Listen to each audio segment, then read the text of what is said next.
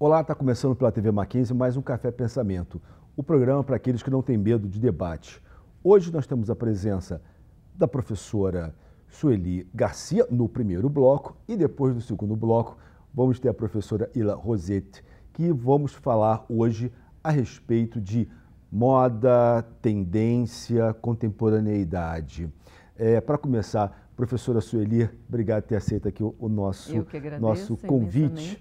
E nós já vamos começar o nosso programa falando a respeito da sua pesquisa de doutorado, que foi a respeito das coleções de moda na contemporaneidade, só que tem que não uma coleção de moda feito no sentido de standard, né? de simplesmente de mercado, mas sim respeitando a questão da singularidade, da subjetividade. Sim. Mas, professora, me explica como é que foi essa pesquisa?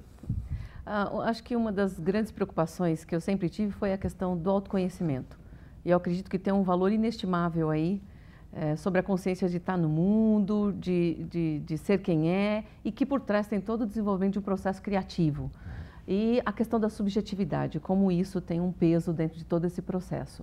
Mas mais do que tudo é a consciência do indivíduo na contemporaneidade. Então, minha preocupação, em meio a tantas discussões efêmeras sobre moda, era ver que, no fundo, tem algo que corresponde e, de certa maneira, legitima o indivíduo na contemporaneidade, a questão da aparência. Isso que é importante na contemporaneidade, que é essa questão da aparência. Mas, só para o nosso público esclarecer, o que você compreende como aparência? Bom, porque às vezes a gente tem essa tendência a achar que aparência é superficialidade, né? E não é bem por aí. Como é que é isso? Não, é o desenho da sua aparência no sentido de uma complexidade envolvendo, inclusive, a expressividade. A extensão da sua expressão e da sua criação, e que a roupa, ela dialoga com essa expressividade. E, no sentido de que é um complemento da sua expressão. Né? Pessoas que têm consciência de si e que, não é que ela usa, mas naturalmente a roupa é parte dela. É um complemento. Como é uma expressão da pessoa. Né? Exato. E a importância desse vestir, né, que não tem relação com a moda diretamente, né? Mas está aí também a capacidade dele de escolher quais são esses elementos, esses símbolos que vão compor a aparência dele. Né? E o quanto isso é significativo no tempo, porque por trás dessa escolha de símbolos e elementos está também a consciência de si e do seu tempo. Em que aspecto consciência de si no seu tempo? O que você compreende como esse tempo? Ele estar presente, consciente de si e do seu entorno. E envolve aí questões de relações, as relações sociais, a relação com o seu entorno. Ele está vivenciando, consciente de estar vivo no seu tempo. Então, a questão do autoconhecimento realmente para mim é uma questão... Então, nesse aspecto da sua pesquisa de doutorado, que fez aqui conosco, aqui no Mackenzie, no nosso programa de Educação à História da Cultura, como é que se deu na sua pesquisa a relação entre coleção e justamente esse saber de si, esse conhecimento de si, essa consciência de si na hora das expressões da vestimenta? Como é que foi isso? Eu penso que quando a gente fala a coleção, são aquelas vestimentas que me complementam. Né? E eu considero a roupa uma segunda pele. Ela é uma segunda pele. E eu me apropriando dela, ela é parte de mim. Né? Então, a coleção eu vejo nesse sentido. São as peles que eu escolho. Os dias, as relações sociais. Que eu habito. Que eu habito. A pele que habito. É mais ou menos isso. Né? E eu acho isso importantíssimo. Então, mais do que coleção de moda, são as minhas peles, aquelas que eu escolho de acordo com o meu processo, o meu humor, o meu dia. E a importância disso, quer dizer, quanto mais eu me aproprio e ela é uma extensão de mim, eu causo, de certa maneira, um desejo no outro, dada a apropriação que eu tenho sobre essa aparência. Então, na paisagem urbana, digamos que eu me torno um ser a ser observado. E que por trás, de certa forma, tem uma presença e um poder político nisso, né? Por influência de aparência. Em que aspecto esse poder político que você acabou de dizer? De comportamento, de construção... E também de se posicionar no espaço público, né? Porque junto com a roupa tem expressão. E aí, nesse aspecto, na sua pesquisa, você trabalha a questão do dandy. Sim. Como é que é isso? Quer dizer, o dandy, lá no século XIX, e teríamos ainda o dandy hoje, quer dizer, o dandy, como você mesmo falou na sua pesquisa, também tinha esse aspecto político, né? Sim. Você pode falar um pouco a respeito dessa questão do dandy para nós? O dandy é uma figura muito interessante porque ele se utiliza da aparência como forma de se posicionar politicamente, inclusive para modificar o movimento dele em meio ao movimento do seu tempo. Quer dizer, é impossível ele passar despercebido, porque ele tem uma atitude de criar o seu próprio sistema, sua aparência e seu movimento. E ele acaba se construindo de uma forma em que há uma preocupação de bom gosto que é desejado por todos. Quer dizer, ele experimenta, ele é aberto a novas experiências. E aí também é um gancho muito interessante, porque ele não fica usando a tradição, ele se reinventa. Ele cria roupas que se encaixem realmente no corpo como segunda pele. Mas, professora, nós estamos numa era, né, na nossa era contemporânea, que realmente é uma era das expressões da subjetividade. No entanto, de um modo contraditório, o que a gente tem percebido, eu tenho visto nas ruas, é cada vez mais também as pessoas se vestindo de uma maneira standard, de uma maneira padronizada. Claro que se a gente for ver isso no nosso masculino brasileiro, isso é muito padrão mesmo. Mas eu também vejo isso no feminino. Quer dizer, nós estamos falando aqui dessas diversas expressões, de posicionamentos. Claro que quando eu me visto de uma forma, eu estou me colocando, eu estou me expressando, eu estou expressando um posicionamento. E quando eu expresso um posicionamento humano, claro, eu também estou expressando um posicionamento político.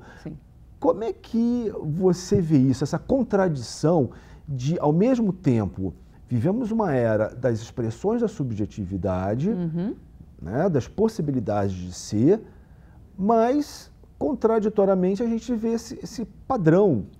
E eu tenho visto cada vez mais esse padrão no feminino. Como é que você compreende isso? Eu acho que a gente tem dois tipos de padrões. Um, meio que ditadura da grande produção em quantidade das roupas, e o outro é o que veste a marca. Ele se torna praticamente uma amostragem das coleções. Às vezes a gente considera tanto um quanto o outro como vítimas da moda. E mesmo aquele que faz as suas escolhas, às vezes tem dificuldade, porque o mercado, ele estandardizou de tal forma que eu tenho dificuldade de encontrar coisas que têm a ver com o meu jeito, essa construção da segunda pele. Então, às vezes, eu tenho que inventar minha própria pele. Então, eu estou numa contrapartida. Eu tenho as marcas liderando aí, vestindo as pessoas, e as pessoas, muitas são receptivas a essa questão, porque vestir marca durante muito tempo foi sinal de status. E eu vejo, depois do doutorado, não que eu tenha lançado essa questão, mas eu vejo que a preocupação do autoconhecimento vem crescendo muito e o design está discutindo de uma forma contundente a questão. E eu tenho a pessoa que ela não é a preocupação dela se vestir, então ela veste o que dispõe. E São Paulo virou um polo não dessa diversidade, né? A gente tem cada vez mais a moda estandardizada. Nesse aspecto,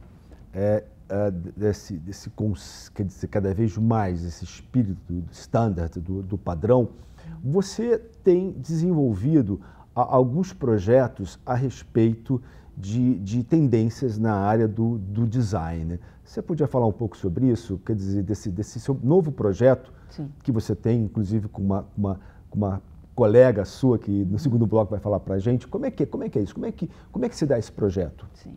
Então, como é que está se dando esse projeto? Eu penso que muita coisa acabou se modificando também em função do doutorado, assim. Me despertou percepções, segmentos e acentuou mais a questão da interdisciplinaridade. E é nesse sentido que vem a questão da tendência. Então, ter estudado a importância do autoconhecimento, a subjetividade, a questão da construção da aparência, me levou a pensar sobre as tendências. O que, num primeiro momento, parece uma efemeridade e que, durante um bom tempo, desde a década de 40, 50, vem sendo usado de forma expressiva pelo segmento da moda, a gente descobre que tendência é uma coisa muito maior do que isso. Até um planejamento de uma empresa, podemos chamar de tendência no sentido em que está olhando para o futuro, para tentar projetar a empresa, quer dizer, buscar a vitalidade, que ela esteja em sintonia com o mercado. Então, muito do planejamento que as empresas fazem, ali tem uma raiz da tendência. E, a partir disso, a gente começou a juntar nossos conhecimentos. O meu de design de interiores, design de moda, e de certa maneira eu acabo dialogando com gráfico e produto, né? Eu me juntei à minha sócia, que é a Ila Rossetti, que é uma professora também.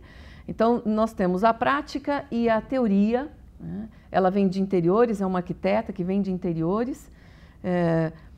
Nós exercitamos, além de tudo, a visão estética durante um longo período. A gente tem aí mais de 20 anos de experiência e fez toda a diferença.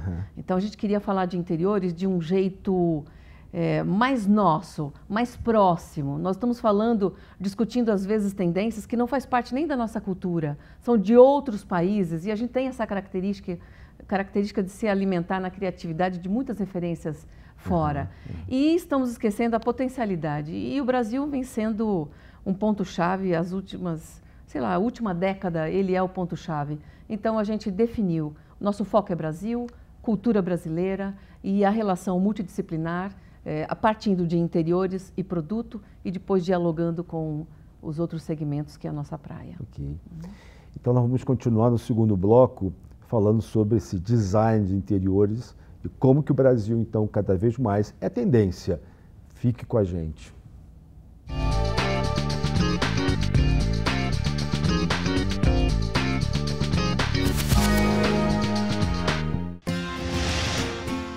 Você sabe o que faz um designer? Ao contrário do que algumas pessoas pensam, a função do designer não é só criar móveis modernos ou logotipos atraentes. Vai muito além disso. Ele é responsável por projetos que atendem a uma série de necessidades do mercado. Ele cria produtos e máquinas, planeja ambientes, desenvolve processos e serviços, elabora comunicação visual para empresas, e essas são apenas algumas das possibilidades. Porque o designer é o grande responsável por criar soluções criativas e viáveis. Por isso, ele é fundamental em muitas empresas. A Universidade Mackenzie oferece um curso na área. Aqui você vai conhecer ferramentas, materiais e processos de design, fundamentos de matemática e física e princípios de empreendedorismo, entre outros assuntos. Além de participar ativamente de oficinas e da elaboração de projetos. Design é a carreira ideal para quem gosta de inovação e de unir técnica à criatividade. Mackenzie, há 140 anos, formando gente que vai mudar o mundo. Olha que prédio enorme. Nele vivem centenas de pessoas. Você conseguiria projetar uma obra como essa? E que tal este prédio? Lindo, não é? Mas não basta ser bonito. Tem que dar conforto às pessoas. Você sabe como fazer isso? Casas, prédios, para você morar ou trabalhar neles, eles precisam ser projetados. Tem que fazer cálculos, desenhos, prever os materiais. Você seria capaz de fazer isso? Um arquiteto, sim. Em um curso de arquitetura, você tem aulas de sistemas construtivos, paisagismo, conforto ambiental, estética e muitas outras. Você aprende a unir criatividade e ciência para melhorar a vida das pessoas. Mackenzie.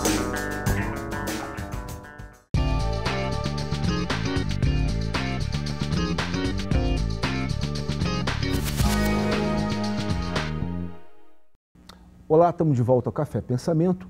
Hoje nós estamos conversando com a professora Sueli Garcia e a professora Ila Rossetti, que está aqui. No primeiro bloco, nós falamos a respeito da questão da moda e das suas tendências, e depois vamos direcionar para a questão das tendências na área do design de interiores. Nós estamos aqui justamente para falar com a professora Isa. Professora, como é que está essa tendência hoje aqui entre nós, essa tendência do design de interiores? Então, na verdade, o nosso trabalho é exatamente procurar uma tendência que não é essa tendência que a gente está habituado a reproduzir, né? A tendência moda / estações do ano e cada lançamento, não. A gente está buscando entender essa tendência como forma e espírito e necessidade de morar e de viver, e de como a gente constrói os ambientes de interiores a partir desses novos starts que nós tivemos na nossa cultura. Questão da tecnologia, questão da sustentabilidade, as formas e mudanças e alterações de forma de viver, rapidez, eficiência, funcionalidade, mais simbologias, né? Então, buscar na cultura o que realmente me simboliza, o que realmente é importante para mim, para eu ter dentro da minha casa, ou para ter em cima da minha escrivaninha, na frente no meu escritório. Professora, como é que nós brasileiros, a gente ainda tem uma consciência, de modo geral, ainda bastante colonizada, por assim dizer. Muitas das vezes as nossas referências que nós temos acabam como refletindo não a nossa cultura, mas uma cultura alheia. Não é que eu queira entrar no nacionalismo, não é nada disso. Mas, já que nós estamos falando de símbolos, ou seja, de significados que expressam a nossa cultura, como é que se dá isso? As pessoas, por exemplo, na hora que elas querem fazer a decoração da casa delas, muitas das vezes, ao invés delas tomarem essas referências simbólicas da cultura brasileira, acaba pegando algo externo, né, exterior à nossa cultura, que ela nem sabe, ela vai jogando ali. Como é que é isso? Tem mudado isso aqui entre nós? Ou eu estou ainda... Está certo ainda essa visão ainda muito de colonizado entre nós brasileiros? Eu acho que a gente ainda tem muito essa questão do colonizado.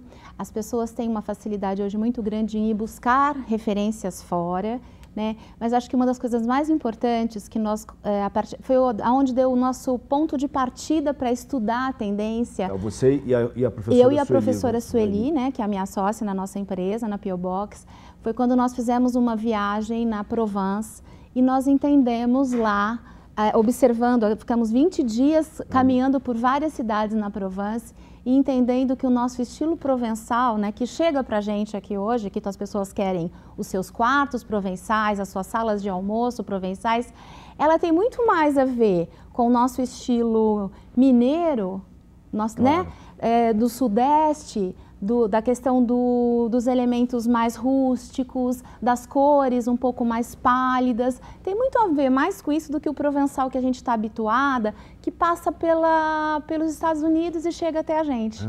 Né? Então, assim, a gente tem um estereótipo do que as coisas, não é nem a referência genuína, mas é uma referência estereotipada. Claro. Isso que eu acho que é muito mais complicado.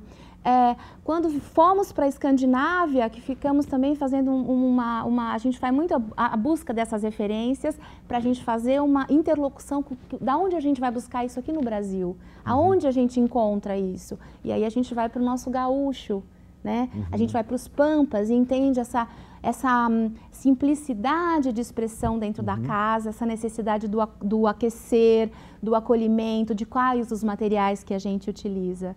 Então, assim, a gente vê uns descompassos de alguns modismos, né? E geralmente hoje quem está fazendo tendência, ditando tendência para o Brasil são os escandinavos, são os holandeses, são os italianos, só que não passa por uma interlocução e uma adaptação das nossas reais necessidades. O que a gente gosta? O que eu quero no meu alpendre? Né? Eu preciso ter uma adega dentro da minha casa. Você toma vinhos? Não gosto muito, então para que você vai ter uma adega? Então, se a gente não se questiona, e aí eu acho que volta no que a professora Sueli falou no início da conversa, que é a questão do autoconhecimento.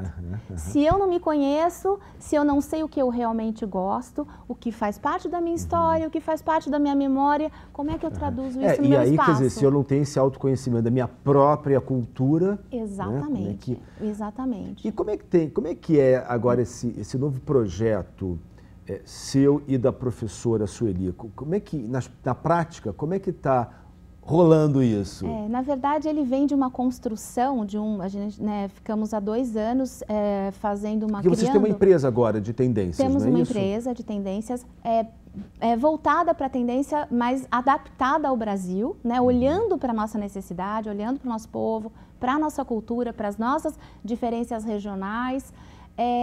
E a P.O. Box Design, que é a nossa empresa, ela começou a fazer uma consultoria para a revista Casa Projeto Estilo, onde a gente escreve a cada 2 meses, né, a gente lança 5 tendências que a gente acha que está acontecendo, né? As nossas formas de morar, para onde vai se encaminhar. E sempre voltada por essa questão de conhecer o que é cultural, o que é nosso. Então, a gente... Que é nosso brasileiro. Brasileiro. Então, a gente vê o que está acontecendo lá fora, mas a gente faz uma tradução para entender como é que isso se adapta aqui. Como é que é isso? Quer dizer, vocês fazem uma pesquisa no exterior para ver também, claro, né, que cada vez mais com essa cultura globalizada, há essa necessidade.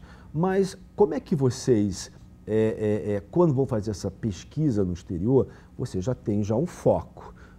Então, assim, na prática, como é que é esse foco? Nós fomos na Escandinávia, nós fomos para Provence, né, na França. Como é que, quando vocês vão fazer essa pesquisa no exterior, para poder fazer esse diálogo com a cultura brasileira e atender, quer dizer, ver essas tendências e atender o cliente de vocês conscientizando-os. Como é que é isso? Porque me parece algo bastante complexo, não? É complexo. Na verdade, assim, a gente tem um conhecimento de pesquisa do que está acontecendo na questão de tendência de comportamento no mundo. Então, é dissolução de fronteiras, é a globalização, mas com a necessidade da glocalização, que também são palavras que são muito utilizadas hoje. Então, assim, eu tenho um gen que é geral, mas eu tenho alguma coisa que é particular de cada espaço, de cada lugar. E é isso que é a questão da essência do lugar que vai transformar esse lugar em alguma coisa interessante. Outra coisa que todo mundo fala muito é a questão da experiência. Todo mundo quer ter uma experiência no local. Está na moda.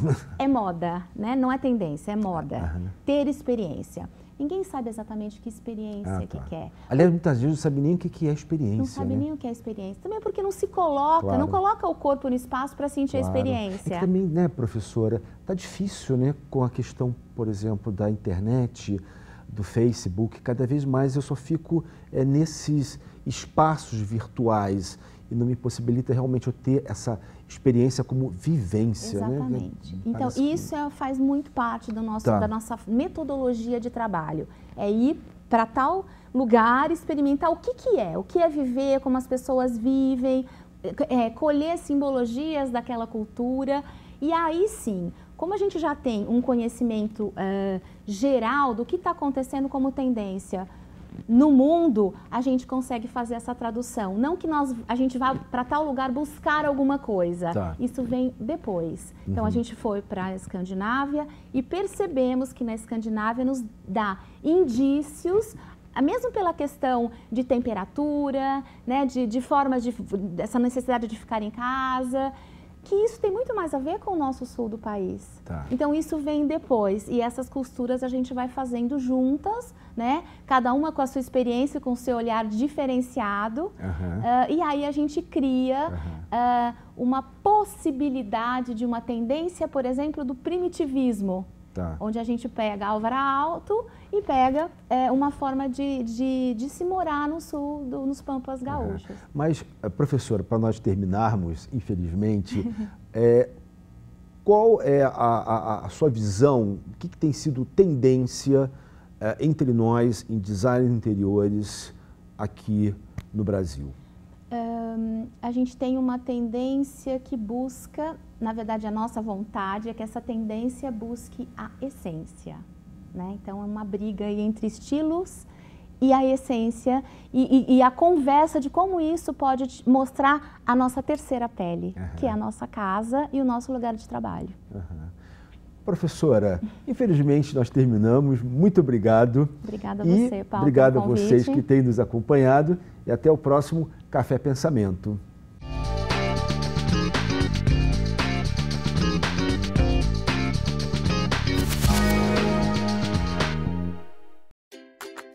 O seu sonho de fazer um curso superior de qualidade está mais fácil de ser realizado. A Universidade Presbiteriana Mackenzie agora também oferece cursos de educação à distância. São cursos completos com vídeos e teleaulas, material didático e todo o suporte que você precisa. E tudo com a mesma qualidade que fez a Universidade Mackenzie ser classificada como a melhor do setor privado de São Paulo. São 3 opções de cursos com 2 anos de duração. Tecnologia em Gestão de Recursos Humanos, Tecnologia em Gestão Comercial, Tecnologia em Marketing. Você tem acesso a um ambiente virtual de aprendizagem de qualquer local. Você escolhe a hora e o local para estudar. Acesse nosso site e saiba mais sobre nossos cursos, porque o conhecimento não tem fronteiras.